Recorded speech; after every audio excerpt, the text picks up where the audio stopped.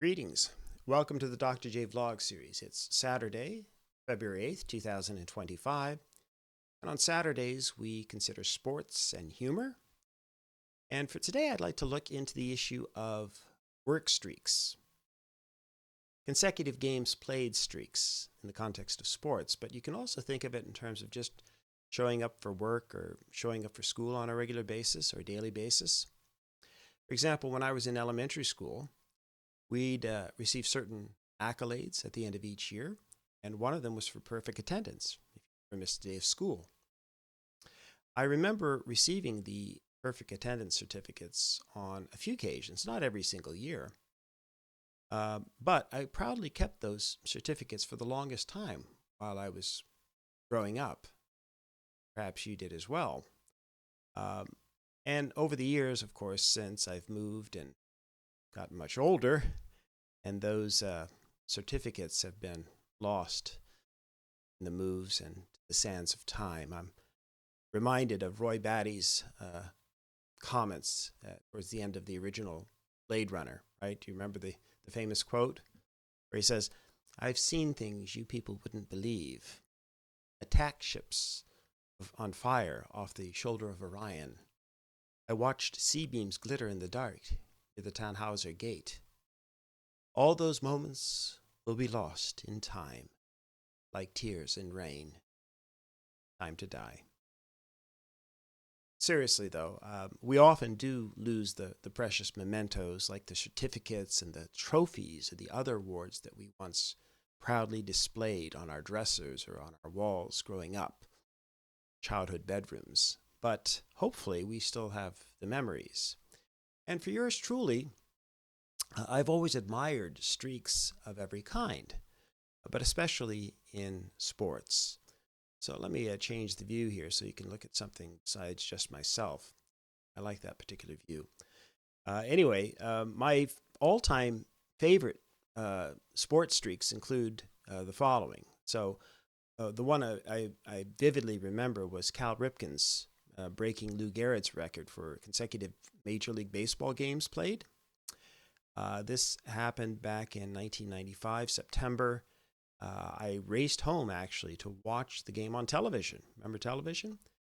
And when he started the game and he played, they took a moment where they stopped the game, and Cal Ripken ran around the entire stadium, high-fiving everybody in the front rows for his accomplishment.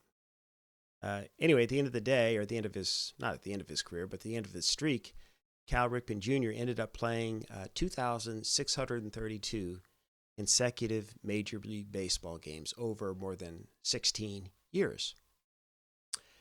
By the way, during that same, they call it the Ironman streak, for longevity and consecutive games played. So during that particular streak, Ripken also amassed the all-time record for consecutive innings played. Remember, each baseball game at the Major League level has 9 innings. So he played every inning of every game and set the record for most innings played at 8,264. Do the math, that means that during that 2,632 consecutive game played streak, there was a segment in which Ripken played every inning of every game for 5 2/3 seasons, or 918 straight games. Just incredible. In the National Football League, Brett Favre holds the proverbial Ironman record there with 297 consecutive games started at quarterback. The record for most consecutive games played, however, belongs to one Jeff Fiegels, who played in 352 consecutive regular season games for 5 different teams as a punter. In the National Hockey League, the record for consecutive regular season games belongs to Phil Kessel, played for the Toronto Maple Leafs at one point. After he'd missed some time off due to a cancer diagnosis and treatment early in his career, Phil Kessel ended up making the most of his playing opportunity, totaling 1,064 games, or about 13 straight full 82-game seasons. In fact, 1,149 games in a row if you include his playoff totals.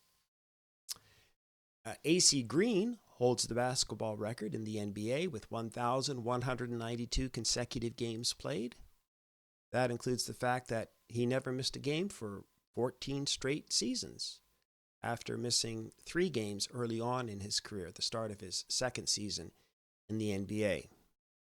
But I'd really have to give out a shout out to Wilt Chamberlain, because the late great Wilt played in every minute of every game, including every overtime, in the 1961-62 season. And I mention this because if you think about it, that the NBA, the typical game is a 48-minute game in regulation. So that particular season, Chamberlain averaged playing 48.5 minutes per game. And so that's virtually an impossible record to beat. By comparison, oh, by the way, for his entire career, Chamberlain ended up playing just under 46 out of 48 minutes every single game. 14 seasons. By comparison, DeMar DeRozan last year in the NBA led the league at just under 38 minutes per game.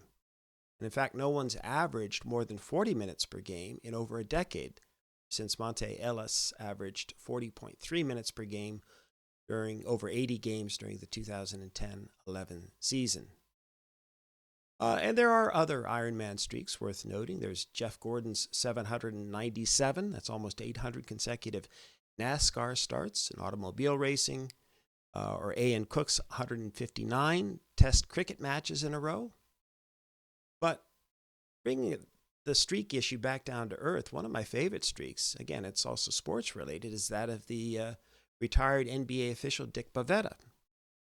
So in 39 years of NBA officiating basketball games, Dick Bavetta apparently never missed an assignment and ended up refereeing in a record total of 2,635 straight games, remarkably close to Ripken's baseball record.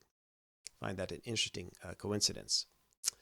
And so that brings me to the issue I think that resonates with all of us to a certain degree, or more closely to home, and that is this idea of simply showing up for work, right? Getting up every day in accordance with whatever your work schedule might be, and just doing our jobs. I mean, there's the case of Dale Webster, who went surfing for 14,461 consecutive days. That's a Guinness's World Record. And then he finally had to stop when he had to have a kidney operation. Guess that's a good excuse. There are many workout or exercise streaks that people claim.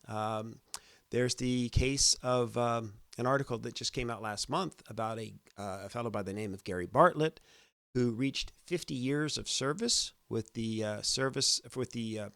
Ontario Provincial Police Auxiliary as a volunteer. But that length of service streak, that's a different kind of streak, obviously. When I read that, I was just quite impressed with the fact that somebody would volunteer for, the better part of 50 years as part of his, giving back to the community, shall we say. So again, what about just old-fashioned showing up for work, doing our jobs, at least in the contemporary world? I'm not aware of any official world record in that regard. If somebody knows, please let me know in the comments. But what's the record, or what's your own personal record for showing up to work each day, or what's a consecutive day streak, something along those lines? I made a point once of in a letter applying for a dean's job at a university that I was dependable. And what I meant by that, I mentioned that I'd only missed 3 days of university teaching or administration over the course of my nearly 35 years of university experience. And in meeting the faculty later on, during my interview, one faculty member sort of took offense at that, suggesting that I was being insensitive to others who had to miss work for often very good reasons. And of course, that wasn't my intention. I'm not saying that other people can't or shouldn't miss work. Indeed, I've never had to do things like give birth to a child. I think that might be a reason for missing work. Or For that matter, I've hadn't had to cope with things like cancer or some kind of debilitating depression. Um, so I was simply pointing out that sometimes people are able, for through a combination of luck and good fortune and reasonable health and being able to cope with personal issues effectively, etc., that there's a combination of reasons for why some people are able to show up to work on a regular basis. And so I was, hoping people wouldn't criticize me simply for doing my job, as it were. Um, so, by analogy, the way I think about it, it's not that other people aren't doing their job, right? I mean, or that they're not incredibly good at their jobs and quite productive. But my point would be simply by analogy, if you had a free throw shooter who typically could make 95% of their free throws, or a Steph Curry who's a career 91% free throw shooter. Generally speaking, wouldn't you want to hire that person, or at least for that particular job, and put them on the line to shoot free throws compared to somebody else who's only going to make 70 or 75 or 80% of their free throws on average, right? So the idea is that it's just by that particular metric, or at least in terms of that particular skill, or that kind of continuity in terms of showing up for work, some people have better records than others. Don't need to take offense at that. It's just a fact. So all else equal, why not hire the person who has a better record of showing up? Right? I understand that still requires, again, the confluence of good health, determination, some good luck, the nature of the job, and usually a strong support network to allow you to be able to get up and go do your job. By the way, parenthetically, I've always tried to tell my young men, the boys, that if you can show up for work on time, ideally, and talk to people, you're probably ahead of about 90% of the rest of the population. And then the third part I typically add is, and do a little bit more. Now, show up to work on time, ideally, talk to people, and then maybe on a fairly regular basis, do a little bit more than you're asked to do. Generally speaking, you're going to be pretty well thought of in whatever line of work you happen to be. Okay, so that's some of what I was thinking about in terms of the relationship of these consecutive game streaks to our everyday experiences. Okay, and in my case, as I mentioned, I was generally proud to be able to say that I'd only missed 3 days of work in, again, over 3.5 decades. I had to attend my father's funeral. That was the first time I missed a day of work. I totaled my car when I was driving from Toronto to London to get to work, unfortunately. So I didn't make it that particular day. And then there was one time many years ago when my car broke down when I was coming from one city and trying to travel to London for work. So, and so these were the 3 times I used to say, for in my over 3 decades of university teaching and administration, those were only the 3 days that I missed until May of 2021. And at that point, and I've mentioned this in an earlier vlog, so I won't get into this again, but on May 13th of 2021, I happened to die twice. And so that was the only time that and obviously I was revived. That's why I'm here now. But that was the only time then that I ended up having to miss more than a day of work. I was in the hospital for 3 days after that and recovered, etc. So yeah, my streak ended certainly with that particular near-death experience. I know, just making excuses, but nonetheless. But here, I am truly grateful for being able to continue to work, being able to do what I'm paid to do. And I'd probably still be doing the work even if I weren't getting paid. The proverbial question, what would you do if you suddenly had $1 million? You won the lottery tomorrow, you had $10 million, whatever some exorbitant amount of money. And my answer's always been the same. I mean, I might be different. I might choose a different course, but to my way of thinking, I'd almost certainly just show up at work the next day. In that sense, nothing would have changed, right? I mean, as per the old adage, if you find a job that you love, you'll never work a day in your life. And I kind of felt that way, right? I mean, metaphorically, that I haven't really had to work in that sense in decades. So, um, but imagine if your job though were professional sports, right? And you were earning millions of dollars each year. Wouldn't that, I mean, to my way of thinking, would that be an ideal situation to be able to play the game that you've played since childhood and that you've loved since childhood, and for that matter, earn millions of dollars while playing that particular game? Um, and so, if you're the best of the best in the NBA, for example, you'll be earning tens of millions of dollars each year just to play basketball. I mean, I'll sit on the end of the bench and wave a towel for $1 million a year if you like. uh, but the thing is that if you look at the best players too, they're playing far fewer games than they used to play. So last year's All-Stars averaged just about 64 games played out of an 82 game season each. And compare that with, that was in 2023, I should say, and compare that with 20 years earlier. In 2003, 2 decades before that, the All-Stars of that particular year played about 80 games on average, each of them. And so what accounts then for the fact that players back then were playing 25% more games than they're playing this year or in the last couple of years on average? So it's not the salaries, because the salaries have gone up astronomically. Back in 2003, the average NBA player was making about $4 million per year, just under. In 2023, the average player was earning more than twice as much, or almost $9 million per year. And so even after adjusting for inflation, that's a significant raise. NBA starters, however, have averaged about 65 games played out of a possible 82 games, or just about 80%. And so it's roughly the equivalent of showing up for your job. If you work a 9 to 5 Monday to Friday job, it's roughly the equivalent of taking every Friday off. And one of the reasons that they suggest is in this day and age, there's this issue of load management to keep their players healthy, especially for the playoffs and this sort of thing. And the thing is I'm sure a lot of us would love to be able to do that and still get paid our full salaries, right? Can you imagine being paid for a 5-day week, but only having to work 4 each week? Pretty nice.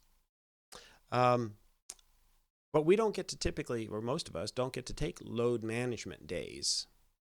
We can call in sick, I suppose. Maybe that's our way of doing the load management issue. Maybe I should start.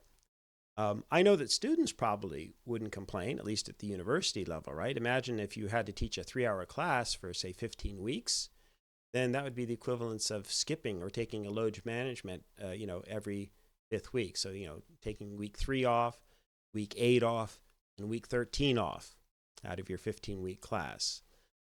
Again, the students would probably be ecstatic, but, it's a shame, because if you're a fan and you're hoping to see your favorite player, back to the sports issue, there's a good chance you might not see them, or at least a significant non-zero probability chance that you're not going to see them. So I'm glad that, for example, back in the day, players generally tried to play every game. I actually held season tickets for the Toronto Raptors during their inaugural season back in 1995-96, a whopping cost of $5 per game, by the way. And as a result, I got to watch my favorite players. I got to watch people like Michael Jordan and Magic Johnson, who, yes, had come back, play again for another season. He'd retired after his AIDS diagnosis, but then with treatment and so forth, he was able to come back, and he did play that season. And so that was pretty cool. So when those guys, when their teams, the Chicago Bulls and the Los Angeles Lakers, when they visited Toronto, I got to see those guys, those legends, play in person. By the way, fun fact, the Chicago Bulls set the season record for wins, most wins that year at 72-10. But one of those 10 losses I was there for in Toronto.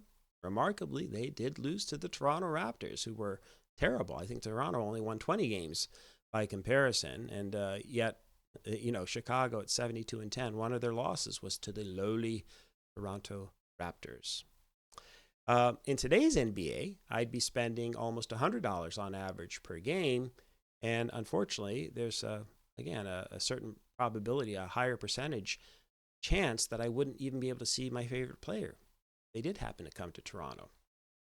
So, and by the way, that's what I tell my students to try to motivate them to, hopefully show up to class regularly. They've already purchased their season's tickets, their admission tickets, right, through paying their tuition, right?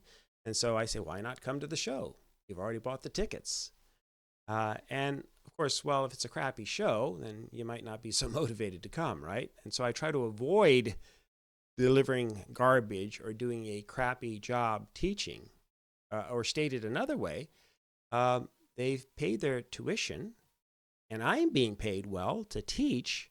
So I do feel a deep sense of obligation to try to do a good job. And even with this vlog series, for which I'm obviously not being paid, saying, yes, no kidding, you don't deserve it. Hey, be nice. But it's funny because one of my sons just realized that I'm doing the vlog series on a regular basis or daily basis. And so on our family group chat, he asked how long I was putting out, or how often I was putting out the new vlogs. And another son chimed in before I had a chance to respond, every day. To which the first son then messaged back, no way. You're putting out a 5 to 15 minute vlog every day? He was incredulous. And I said, well, actually, they're usually about 20 to 35 minutes on average. And a second son chimed in, well, it must be a generational thing, right? Because he had a hard time imagining himself or others of his generation doing this every single day. And indeed, I guess I'm starting to feel like the proverbial old man in that sense. I made a commitment. I feel a deep sense of obligation to follow through. The daily vlogs every day in 2025. And then we'll see what happens after that. If it's the general viewership isn't going up or not particularly appreciative or not responsive, or if I'm doing a crappy job, whatever, maybe I'll change things up, do a weekly vlog or something different. But the logic remains the same. I'll tell you, even as an old man, what I do not do is yell at people to get off of my lawn. But I'll end with a funny anecdote about showing up for work. And this dates back a few years. When one of our sons, another son, came home from university and was taking a semester off. And I thought, oh, well, when he's home, he's probably going to be bored and he's going to want to be able to do something, right? We all need to get out of the house, etc. And so I didn't know what his plans were for work or what his schedule might be. So I just signed up just on a whim with where I saw this ad for the local company that delivers flyers. And you know how kids deliver flyers and whatever, and the news, just like the equivalents of newspapers, but these bundles of flyers to your door, maybe a couple of times a week. So that's what we had going on here. So I signed up for that.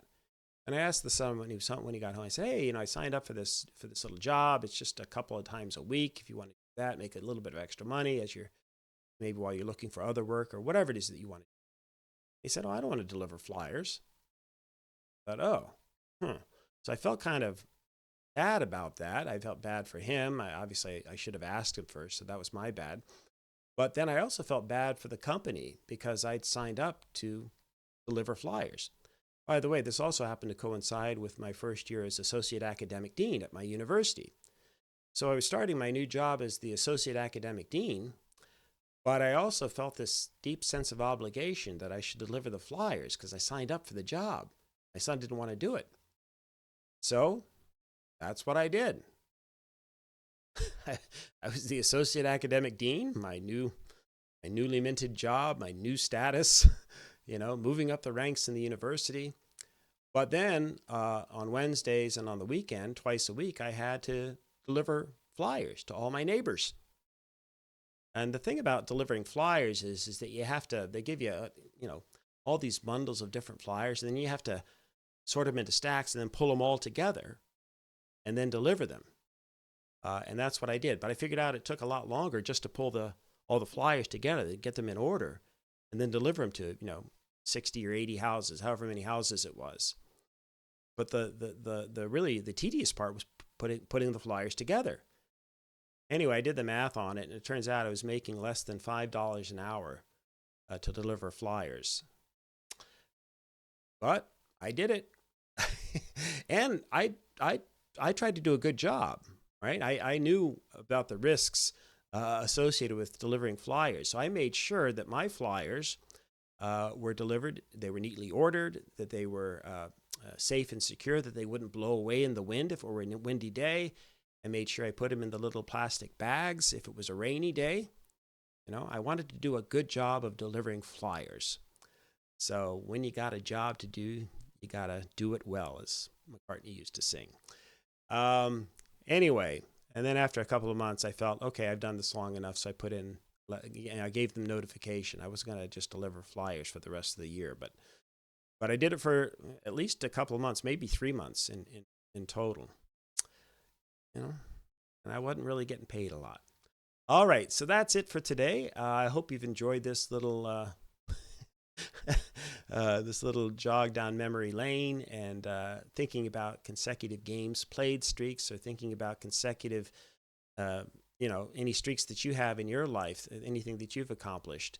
If you're aware of something really kind of cool or interesting in that regard for yourself or others, be sure to leave a comment. All right. In the meantime, as ever, may you and yours continue to create peace in your lives and nurture love in your hearts. And we'll see you soon.